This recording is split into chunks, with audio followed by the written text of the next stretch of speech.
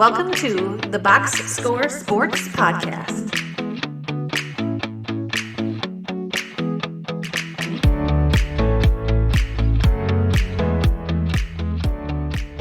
Welcome back, everybody, to the Box Score Sports YouTube channel. I'm your host, Ryan, and what we are doing is we are going to be previewing every single NBA team to celebrate tip-off week in the NBA. We're going to have videos of every team's, hopefully 10 minutes or less, of our favorite moves, least favorite moves. We're going to talk about questions, concerns. We're going to predict whether they're a playoff team, a contender, a lottery team, or a play-in team. We're going to hit on all those and every single teams. But before we get into it, like the video, subscribe to the channel, and let me know your thoughts on your favorite teams going into the season or on the team of each video that we will be posting. With that said, let's get into our prediction. Previewing the Toronto Raptors. The Toronto Raptors last year finished 41-41. They were the 9th seed. And guys, I'll be honest with you, I cannot quit Toronto. I think it's so fascinating. Their three forward combos and Scotty Barnes, Anunoby, and Siakam. Last year, I thought they would be like a playoff team. I was wrong about that. And this year, I'm feeling the same way. I'm like, I can't believe I like the Raptors this year. I don't know. We'll see what happens, but I think the Raptors could have a good year. Let's get into their offseason moves and what I thought of them. Not all of them, but my favorite move that they made is getting Dennis Schroeder. He had a good playoffs last year. He played pretty well. I think he's a fiery competitor, especially if he comes off the bench for you. Can he replace 70% of what Van Vliet does? I think he can. Van Vliet, he's not going to be Van Vliet, but he could be 70%. And that's what you're kind of looking for, I guess, here. And maybe with that addition, it can fill that void of having that point guard that you kind of need in the NBA. He's defensive, which I think he's a little bit better defender than Fred Van Vliet, but Fred Van Vliet is a better scorer than Dennis Schroeder. So that's where I kind of have it. But again, there's a 30% gap between the two players. I still think Fred Van Vliet is a better player. So losing, but getting Schroeder is a good replacement, I think. And that goes into my least favorite move in losing Fred Van Vliet, especially for nothing. So if you weren't going to sign the dude, why didn't you trade him last offseason? I don't understand why these teams hold on to guys, even if you feel like the value isn't there. It's well, we only could get a protected first-round pick 1 through 14 from let's say the Clippers. It's well, guys, it's better than nothing, right? You got nothing for Fred Van Vliet. And he's a quality player. He's a really good player. So I think that, to me, is annoying for you Toronto Raptors fans. I think it's Masai Ujiri, the GM. I just question him. I know he made the big move. He got Kawhi Leonard. That was great. More teams should have done that as a year rental.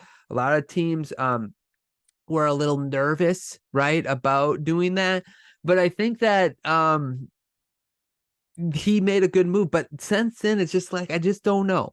He helped build the Lowry, DeRozan Raptors. I don't know. And part of the reason why I don't know is not only did they get nothing for Fred Van Vliet, but I'm fascinated with the Anunoby, Barnes, and Siakam.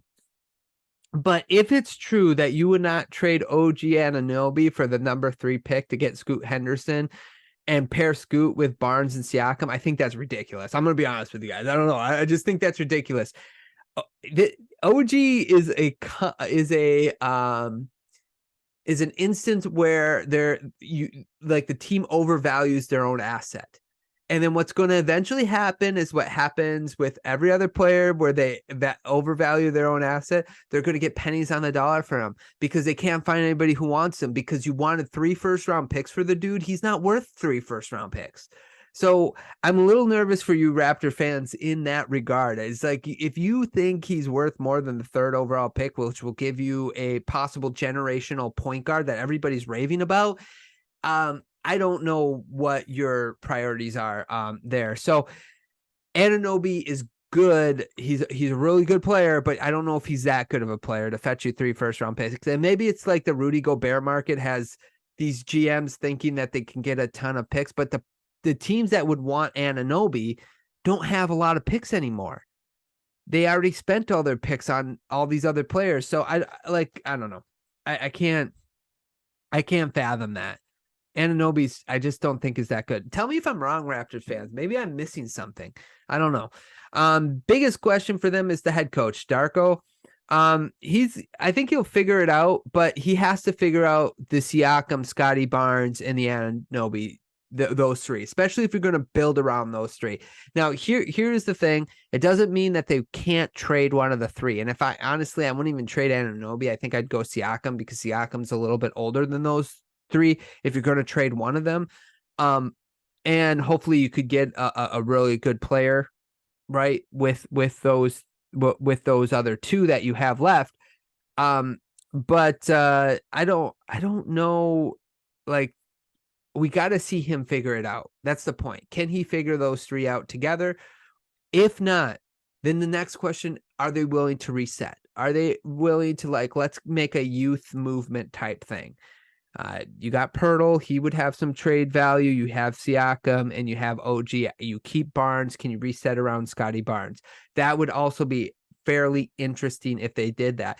Could they get Donovan Mitchell and put him and Barnes next to each other, trading OG Anunoby, and maybe you keep Siakam? There's a lot of questions that could happen here, but the point really is they have to figure out what they want to do with those 3 players and how they're going to fit together. Otherwise, they got to move on. They got to reset, especially before the value of these 3 players, especially the 2 in Siakam and OG.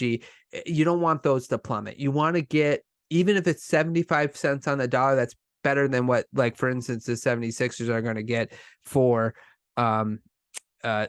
So you don't want that to happen. My prediction for them, I have them as a play-in team.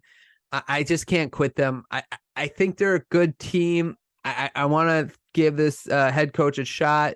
I have you making the play-in. We'll see what happens. But that's all I have for the Toronto Raptors. You guys let me know, what are your predictions for the Toronto Raptors? What do you think they should do with Siakam and Anunoby?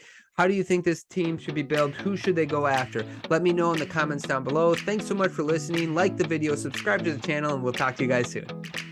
Thanks so much for watching this clip of the Box Score Sports Podcast. I hope you guys enjoyed. If you haven't yet, please subscribe to our channel. Follow us on Instagram and Twitter or X. And we'll talk to you guys real soon. See ya.